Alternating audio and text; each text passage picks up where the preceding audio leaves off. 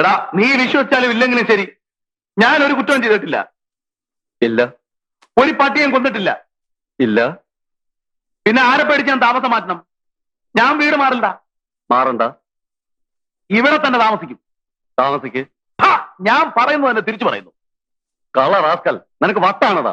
ആ കൊള്ളാം. അങ്ങനെ വല്ലതും പറ. നീ വെക്കുന്നുണ്ടോ പാതിരയ്ക്ക് മനുഷ്യൻ ഉറങ്ങാൻ സമ്മതിക്കാതെ? ഓ സോറി, നിനക്ക് ഉറങ്ങണമല്ലേ? ഞാനത് മറന്നു. അല്ലെങ്കിൽ നിന്റെ കെട്ടിയോട് നിന്നെ വഴക്ക് പറയല്ലേ? എന്നെ ആരും പറയില്ല. ആരും.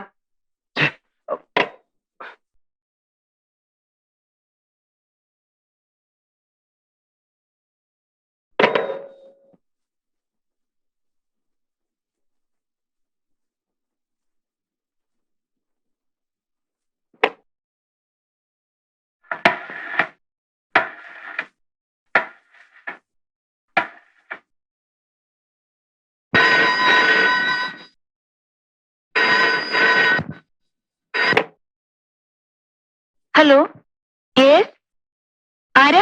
നിന്റെ തണ്ട. എന്തായി പറയുന്നത്? ഇപ്പോഴോ? ആരാ ചേച്ചി? അത് ജ്യോതി പോയി കിടന്നോളൂ. ഇവിടെ എന്താ കുഴപ്പം? എനിക്കറിയാം, ആ ഇല്ലത്തിന്റെ അടുത്തുള്ള വീടല്ലേ. ഞാൻ വരില്ല. ഇതിനേക്കാൾ നാടിയ തേർഡ് റേറ്റ് ലോഡ്ജ് മുറി തന്നെ ഞാൻ കൊണ്ടുപോയിട്ടുള്ളോടി. വേണ്ട, ഒരു എക്സ്ക്യൂസ് എനിക്ക് കേൾക്കണ്ട. എടി, എനിക്ക് കേൾക്കണ്ടാന്ന്. മാറി.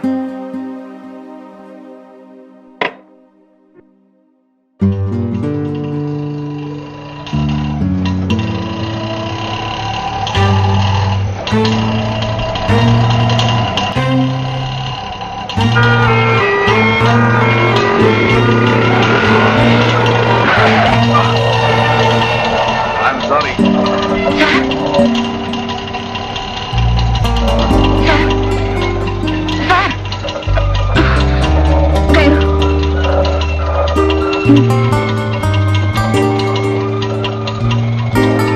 വണ്ടി വിടൂ.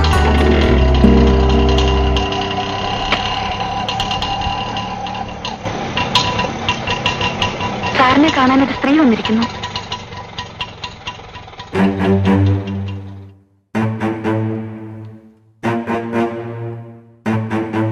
ഇതാണോ എന്നെ കാണാമെന്ന സ്ത്രീ? എങ്കിൽ ഇത് വെറും സ്ത്രീയല്ല. കോൺട്രാക്ടർ വിശ്വനാഥൻ മലയാളിയുടെ വേഗമകൾ ഉഷ MA.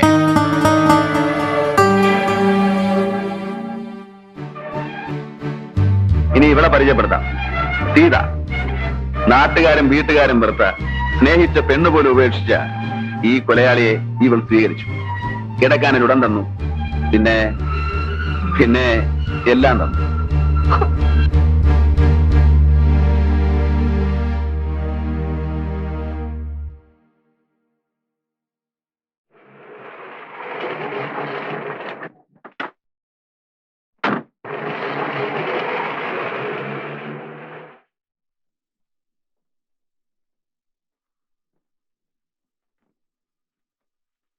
എന്തായി കാണിക്കുന്നത്?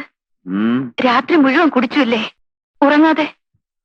ഉറങ്ങാനാടി നിന്നെ വിളിച്ചത്, എന്നെ ഉറക്കാൻ. വാ. വാതിലടിക്കണ്ടേ? വേണ്ട. പുറത്തൊരാളിരിക്കുന്നു.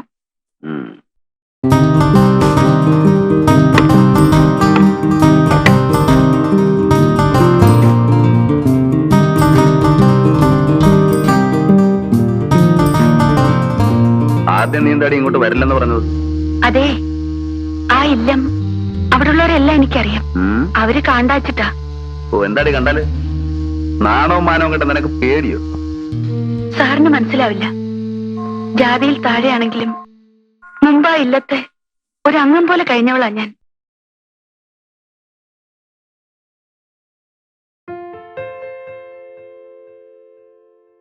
പാട്ടും കളിയും ശ്ലോകം ചൊല്ലലും എന്തൊരു സന്തോഷായിരുന്നു അന്നവിടെ.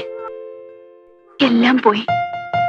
പ്രാന്തളകിയ അന്തർജനം, വയ്യാണ്ടായ തിരുമേനി, രാവും പകലും അവരെ നോക്കി ദിവസം എണ്ണിക്കഴിയുന്ന മകൾ.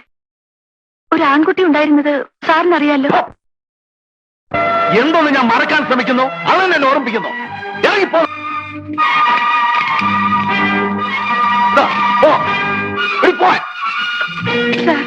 ഈ പാതിരയ്ക്ക് ഞാൻ നേരം എടുത്തിട്ട് പൊയ്ക്കൊള്ളാം. അതുവരെ എവിടെ? പുറത്തെവിടെയെങ്കിലും പോയി കിടക്കടി.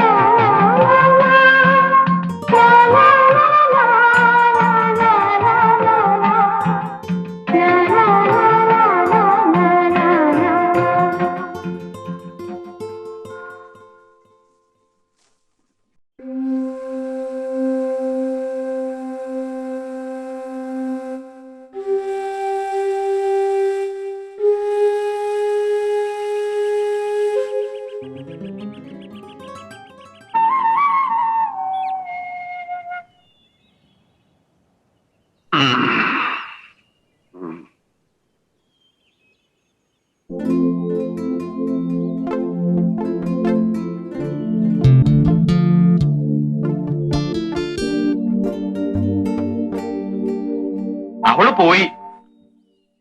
ഇവിടെ നിന്നാ കുളിച്ചു മാറിയത്. ആളുകൾ പറയണത് വെറുതെ അല്ലാട്ടോ. അവള് പിഴയാ, പോലീസേവക്കാരിയാ. പാട്ടി. ഒരപേക്ഷയുണ്ട്. തനിച്ചാവുമ്പോ എന്താ അച്ഛാ വിളിച്ചോളൂ, പട്ടീന്നോ പൂച്ചേന്നോ. പക്ഷേ ആളുകളുടെ മുമ്പിന്ന് തിരുമേനിന്ന് എന്നെ വിളിക്കണം കേട്ടോ. തന്റെ മേനി കണ്ട അങ്ങനെ തോന്നണ്ടേ? കഷ്ടാണേ. എപ്പോഴാ അവള് പോയത്? ഇപ്പോ ഇല്ലത്തേക്കാ. രാധയുടെ പഴയ കൂട്ടുകാരിയല്ലേ, അവിടെ നിന്ന് ഡാൻസ് പഠിച്ചിരുന്നു മുമ്പ്. രാധ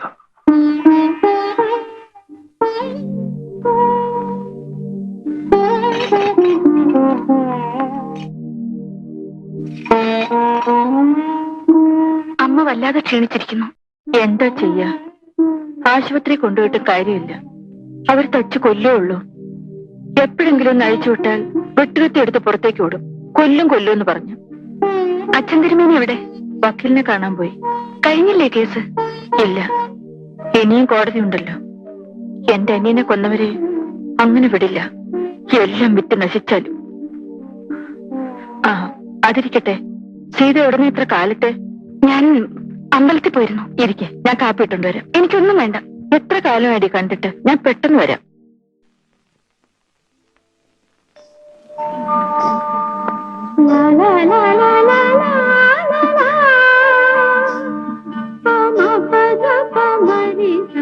ഞാൻ വന്ന കാരണം പഠിപ്പ് മുടങ്ങിയ കുട്ടികളെ കളിച്ചോളൂ, ഞാൻ ചൊല്ലിത്തരാം.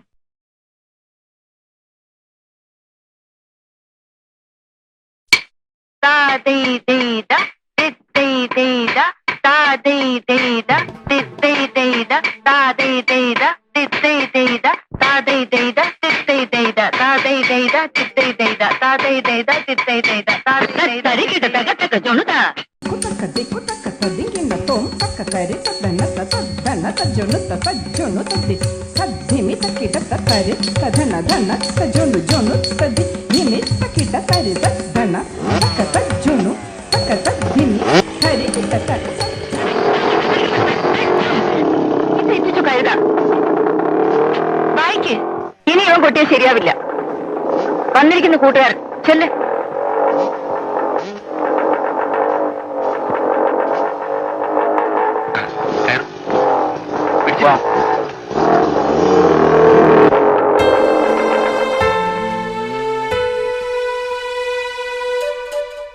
ഇവരുടെ പോക്ക് കണ്ടിട്ട് എനിക്ക് പേടി തോന്നുന്നു.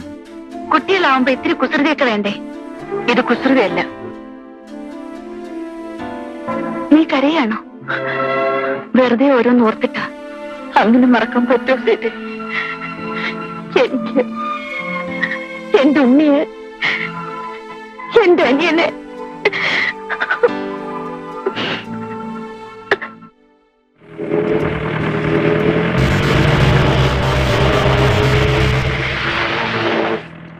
ആ പോയത് എനിക്കൊരു സംശയം. സംശയിക്കേണ്ട വാസു, ബലറാം സാർ തന്നെ കരടി പിടിക്കുമോ നമ്മളെ?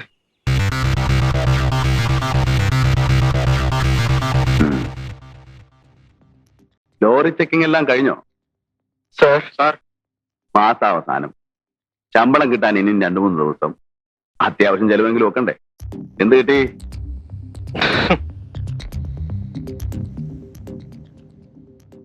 എന്താ തന്റെ പേര്? ഇനി അങ്ങനെ ചെയ്യില്ല സാർ. പേര് പറയണോ? വാസു. സംശയം വാസു എന്ന് ചിലർ. കൃഷ്ണൻ, ഉമ്മർ. അറിയാം, താനല്ലേ ഇവരെ അയച്ചത്. വാസുവിന് എത്ര കുട്ടികളുണ്ട്? 3, 4. അതിലും സംശയമാണോ? 3 പേര് പുറത്ത്, ഒരാള് ലോക്കപ്പിലാണ്. അപ്പൊ ചെലവ് കൂടും. കൈക്കൂലി വാങ്ങിക്കാതെ കിട്ടുന്ന ശമ്പളം കൊണ്ട് ഒരു പോലീസുകാരൻ ജീവിക്കാൻ സാധ്യമല്ല. എടോ, കൊള്ളയടിക്കണമെങ്കിൽ പഴയ കായങ്ങളും കൊച്ചുണ്ണി പോലെ വേണം. ഉള്ളവന്റെ കയ്യിൽ നിന്ന് പാവങ്ങളുടെ കീശ തപ്പരുത്. എടുത്തോ. സാർ, ഒരു സംശയം. സാറിന് ഇതിന് വല്ല ഷെയറും ചേർക്കുന്നു?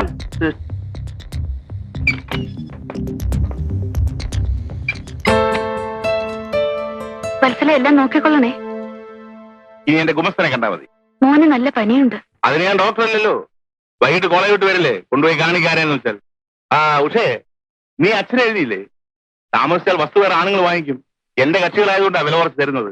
ഒരു ഡിസ്പ്യൂട്ടുള്ള എസ്റ്റേറ്റ് ആണ്, ചുളു വിലക്ക് കിട്ടും. തൽക്കാലം ഒരു 3 ലക്ഷമെങ്കിലും അച്ഛനോട് വാങ്ങിക്കും. ബാക്കി ഞാൻ ഒപ്പിച്ചോളാം. നിങ്ങൾ തന്നെ ചോദിച്ചോളൂ, എനിക്ക് കഴിയില്ല. നിങ്ങളെന്നെ ക്വാർട്ടേഴ്സിൽ തിരക്കെന്ന് പറഞ്ഞു. ഇരിക്കൂ. അത്യാവശ്യ കാര്യമാണെന്ന് ആ തിരുമേനിയാ പറഞ്ഞത്. നമ്മൾ തമ്മിൽ കണ്ടിട്ടുള്ളത് കോടതിയിൽ വെച്ചാണ്. പിന്നെ ഇന്നലെ ഇവിടത്തെ ബഹളത്തിനിടയ്ക്ക് ഒന്നും ചോദിക്കാൻ പറ്റിയില്ല. പറയൂ, എന്താ വേണ്ടത്? മടിക്കണ്ട. എന്നാൽ കഴിയുന്ന എന്ത് സഹായവും. അച്ഛാ, എന്തിനാ മനുഷ്യരോടെ കയറ്റിയത്? മിസ് നമ്പൂതിരി, ഞാൻ പോകുന്നു. അവൾ പറഞ്ഞ കാര്യമാക്കിയെടുത്ത ഇതുവരെ ഞാൻ അനുഭവിച്ച വേദനയിലധികം ദൈവം ഒരാൾക്കും കൊടുക്കില്ലെന്ന് കരുതിയവളാ ഞാൻ. പിന്നെയും ഏതൊരു മനുഷ്യനെ ഞാൻ കൂടുതൽ വെറുത്തുവോ എന്നും അയാളുടെ മുഖം തന്നെ കാണേണ്ട ഗതികേടാണ് എനിക്ക് വിധിച്ചത്. മോളെ കൊണ്ട് പറയിപ്പിക്കാനാണ് എന്നെ തിരക്ക് അങ്ങോട്ട് വന്നത്. ക്ഷമിക്കുന്നു സാർ. മുണ്ടരുത്. എന്നെ അനുസരിക്കില്ലെന്നായോ നീ? എനിക്ക് പറ്റൂ സാർ. ഞാനൊരു സഹായം ചോദിക്കുകയായിരുന്നു. വേദജ്ഞർ കൽപ്പിച്ച കർമാനുഷ്ഠാനങ്ങളിൽ വിശ്വസിക്കുന്നവനാണ് ഞാൻ. ഋതുക്കായിട്ടല്ല, ഒരു സാധു ബ്രാഹ്മണനായിട്ട്. പറഞ്ഞാൽ ദേഹി ഒടിഞ്ഞ ദേഹത്തെ എങ്ങനെയും നശിപ്പിക്കാം. ജഡത്തിന് അരണികടഞ്ഞാളിച്ച അഗ്നിയും അടുമരം കത്തിച്ച തീയും ഈ മണ്ണും തീർത്ഥവും ചളിക്കുണ്ടും ഒക്കെ ഒരുപോലെയാണ്. എന്നാൽ ദേഹം വെടിഞ്ഞ ആത്മാവിന് മുക്തി നേടാൻ ഇഹത്തിൽ ജീവിച്ചിരിക്കുന്നവർ കർമ്മങ്ങൾ ചെയ്യണം. ഈ സാധു ബ്രാഹ്മണൻ സാറിനോട് യാചിക്കുന്ന ഭിക്ഷ അതാണ്. എന്റെ മകന്റെ ആത്മാവ് ഗതി കിട്ടാതെ അറിയാതിരിക്കാൻ അന്ത്യകർമ്മങ്ങൾ ചെയ്യണം. പറയൂ സാർ, എവിടെയാണ് അവന്റെ ദേഹം നശിപ്പിച്ചത്? എനിക്കറിയില്ല. എവിടെയാണ് അവന്റെ അവശിഷ്ടങ്ങളുള്ളത്? ഒരു കരുണ അസ്ഥിയോ ഒരു തുള്ളി ചാരമോ തരും? എന്നോട് ചോദിക്കരുത്. ഇല്ലെങ്കിൽ ഈ മുട്ടന്റെ ശാപം തനിക്ക് കേൾക്കും. താനും തന്റെ കുടുംബവും മുടിയും. ഇയാളൊരു പുല്ല് എനിക്ക് നൽകില്ല. അവനെ ചുട്ടതും കരിച്ചതും കയത്തിൽ കെട്ടി താഴ്ത്തതും ഞാനല്ല. ഞാനല്ല, ഞാനല്ല, ഞാനല്ല.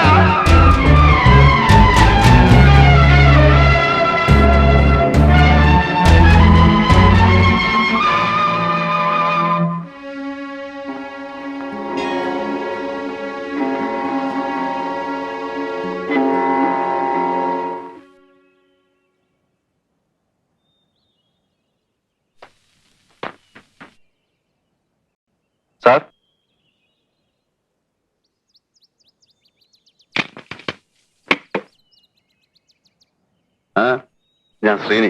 മനസ്സിലായി. വിപ്ലവ പാർട്ടിയല്ലേ? ഇരിക്കെ. ഇപ്പോ സ്പെഷ്യൽ കറസ്പോണ്ടന്റ് ആണ് പ്രതാപം കലാവാരികയുടെ. കലാവാരികയോ?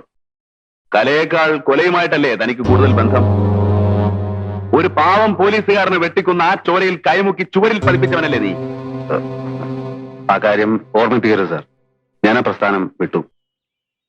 പിന്നെന്താ ഇങ്ങോട്ട് വന്നത്? വാരികയിൽ തുടർച്ചയായി എന്റെ ഒരു ഫീച്ചർ ആരംഭിച്ചിട്ടുണ്ട്. തടവുകാരുടെ അവശത, ജയിൽ പരിഷ്കരണം. അത് ആവശ്യമാണ്.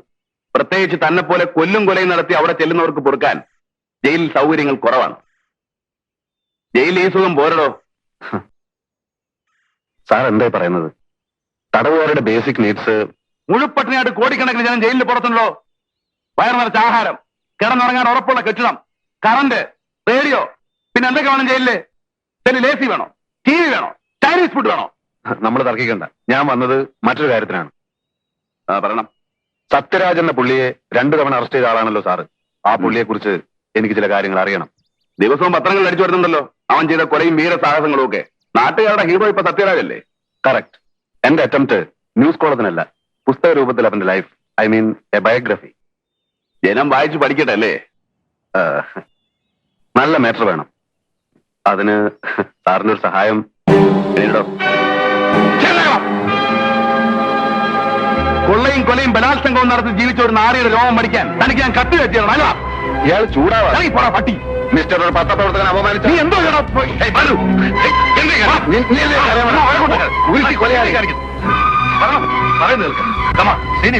എന്തായാലും ക്ഷമിച്ചുകളാ.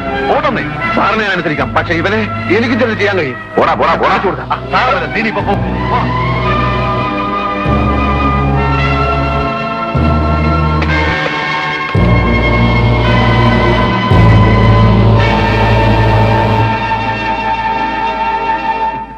എന്തിനാടോ ആ പാവത്തിന്? തനിക്ക് വേറെ ഇരയൊന്നും കിട്ടിയില്ലേ? എനിക്കൊരു മറ്റേ വർത്താൻ പറയുന്നത്. പാവം കോളർ റാസ്കിൽ വന്നിരിക്കുന്നു.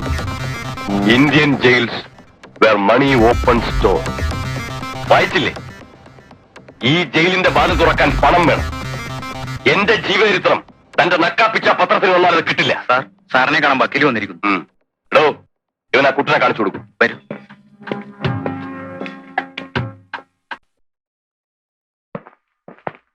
ഏതാ കൂട്ടൻ? കള്ളൻകുട്ടൻ. ഇവിടുത്തെ സ്ഥിരം പുള്ളിയാ. ഇന്നോ നാളെ വിടും. ഇതാ പുള്ളി. ഇതിനകത്ത് കാണേണ്ടവരെ വേണ്ടതുപോലെ കണ്ട് എല്ലാ ഏർപ്പാടുകളും ചെയ്തിട്ടുണ്ട്. ഇനി അത് പോരാതെ വരികയാണെങ്കിൽ ലിക്കറോ ഫുഡോ എന്താ. എന്നെ ഇവിടെ സ്ഥിരമായി താമസിപ്പിക്കാനാണോ ഉദ്ദേശം? എടോ വക്കീലേ, ഒരു കൊലക്കേസിനെ ഞാൻ ഒഴിവായിട്ടുള്ളൂ. വേറെയും കിടക്കുന്നു, ബോംബെയിലും തിരുവനന്തപുരത്തും കാസർഗോട്ടും ഒക്കെ. പിന്നെ എനിക്കറിയാം. അറിയില്ല എന്നെ ഇവിടുന്ന് എപ്പോഴാ മാറ്റുന്നെന്ന്. അതിനിടയ്ക്ക് ഞാനിവിടെ രക്ഷപ്പെട്ടില്ലെങ്കിൽ എന്റെ കഴുത്തിന് കയറി വീഴും.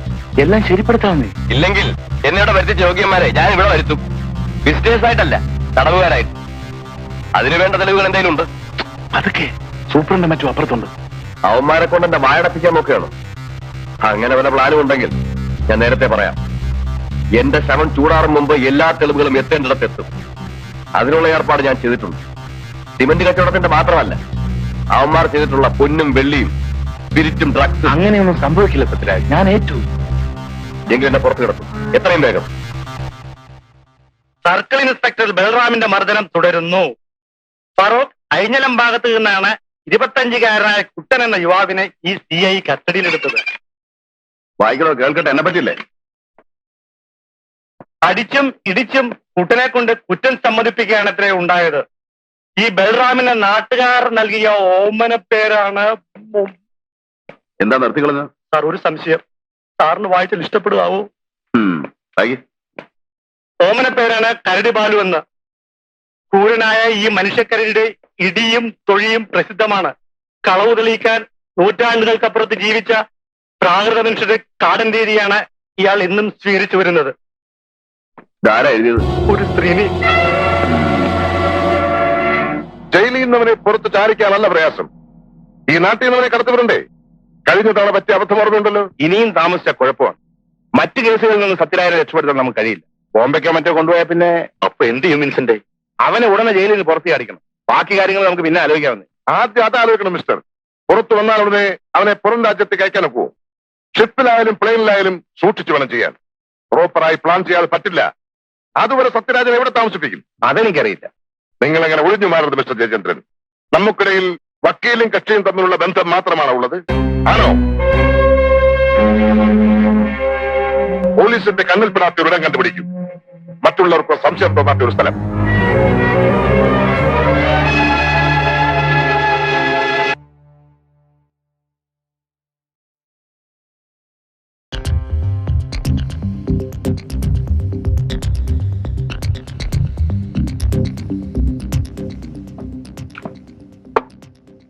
സാർ, ഒരു സംശയം. ഇതിന്റെ കാശ് ഞാൻ കൊടുക്കും. ഉം. ആ മുഴുവൻ കഴിക്കേ. ഇനി വയ്യ സാർ. ആ എന്നാ എനിക്ക് കാര്യം പറയാം. മിസ്റ്റർ കുട്ടൻ എന്നാ ജയിലിൽ നിന്ന് ഇറങ്ങിയത്? ഇന്നലെ ഇയാളുടെ വീട്ടിൽ ഇന്നലെ കളവ് നടന്നിരിക്കുന്നു. ഒരു ക്യാമറയും പിന്നത്തെ കളവ് എന്റെ വാച്ച്, ടേപ്പ് റെക്കോർഡറും, പിന്നെ അതെ. മിസ്റ്റർ കുട്ടൻ, നിങ്ങൾ ഇന്നലെ അവിടെ ജയിലനുഭവം പറയാൻ പോയിരുന്നു. സാർ, പക്ഷെ ഞാനൊന്നും കട്ടില്ല. പൊന്നുകുട്ടാ സത്യം പറയും. സത്യമാണ് സാർ, എന്താ ഭഗവതിയാണ് സത്യം. ശ്രീനി, ഇതിലും വലിയൊരു സത്യം ഇനി വേറെ ഇല്ല. ആ താൻ പോയി കൈ കഴുകിയിട്ട് വാ. സാർ, ഇവനാണ് കട്ടതെന്ന് എനിക്ക് ഉറപ്പുണ്ട്. ഞങ്ങൾക്ക് ഉറപ്പുണ്ട്. അതുപോരല്ലോ, കുട്ടൻ സമ്മതിക്കണ്ടേ? നിങ്ങൾ കണ്ടിരിക്കുകയല്ലേ, ഞാൻ അവന് ബിരിയാണി വാങ്ങിച്ചു കൊടുത്തു, ചായയും സിഗരറ്റും കൊടുത്ത് സൽക്കരിച്ചു, താണുകയാണ് ചോദിച്ചു, എന്നിട്ടും പറഞ്ഞില്ല.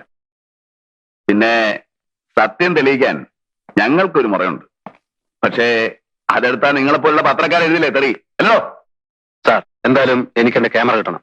പല പല സെന്റിമെന്റ്സ് ഉള്ള. അത് ശരി, കുട്ടൻ വരൂ.